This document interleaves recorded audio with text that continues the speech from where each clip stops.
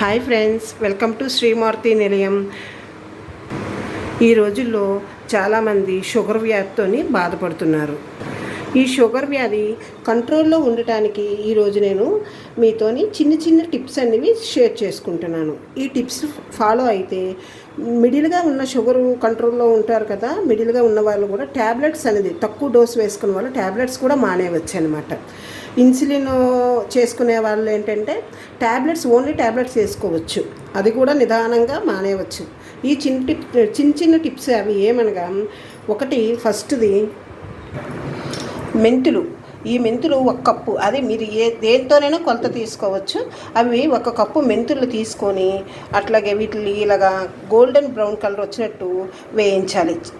అలాగే వాము అరకప్పు, మనం దేంతో కొలత తీసుకుంటున్నామో మెంతులు అరకప్పు, వాము అరకప్పు, నల్ల నువ్వులు, ఈ మూడింటిని కలిపి లైట్గా వేయించాలి. చిన్న మంట మీద పెట్టి వేయించి ఇట్లా మెత్తని పొడిని చేసుకోవాలి. చేసుకొని ఒక చిన్న టీ గ్లాసు గోరువెచ్చని వాటర్లో ఈ పొడి ఇలా అర స్పూన్ పొడిని కలుపుకొని పడగరుపుని టీ కాఫీలు ఏమి తీసుకోకముందే తీసుకోవాలి. అలాగే రెండవ టిప్ ఏంటంటే ఇప్పుడు గోధుమ రవ్వ. ఈ గోధుమ రవ్వ చూడండి, మరి ఇలాగ వస్తుంది ఎర్రటి రవ్వ. ఈ ఎర్ర రవ్వ అనేది మీ టిఫిన్లోని ఒక భాగం అయిపోవాలన్నమాట. టిఫిన్లకి ఎక్కువగా ఈ గోధుమ రవ్వను వాడాలి. మూడవ టిప్ ఏమిటంటే ఈ రాగులు ఉన్నాయి చూసారా, ఈ రాగుల్ని మీ రోజువారీ ఆహారంలో తీసుకోవచ్చు. ఎలా అంటే రాగుల పిండిని ఇలా మెత్తగా ఆడించుకొని చక్కగా వీటితో జావని, దోశలని, అట్లా ఏదైనా, లేదంటే రాగులు నానబెట్టి ఇడ్లీలని, దోశలు, ఎలాగే ఏదో ఒక రూపంలో మన ఆహారంలో ఉండేటట్లు రోజు ఉండాలి. నాలుగవ టిప్ ఏమిటంటే మెంతులు. ఈ పౌడర్ వాడుతుండగే మెంతులు విడిగా మళ్ళీ సేమ్ ఇలాగే సిమ్లో పెట్టి ఇలా లైట్ కలర్ వచ్చినంత వరకు వేయించుకొని మెత్తని పొడి చేసి ఉంచి రోజు మధ్యాహ్నం పూట మనం తీసుకునే మొదటి ముద్దలో ఒక 4-5 డ్రాపులు నువ్వుల నూనె ఉంటుంది కదా ఒరిజినల్, ఆ నువ్వుల నూనె వేసుకొని ఒక స్పూను ఈ మెంతుల పొడి వేసుకొని మొదటి ముద్దని రోజు తీసుకోవాలి. ఇది చాలా బాగా యూజ్ అవుతుంది. ఈ మెంతుల పొడి అన్నిటికంటే చాలా బాగా యూజ్ అవుతుంది. నెక్స్ట్ ఈ పొడి కూడా మనకి స్టామిని, మీకు నల్ల నువ్వులు, వాము డైజెషన్కి యూజ్ అవుతుంది. ఇది మనకి చాలా బలము, ఎముకలకు బలం. ఇది షుగర్ కంట్రోల్లో చేయడానికి చాలా బాగా యూజ్ అవుతాయండి.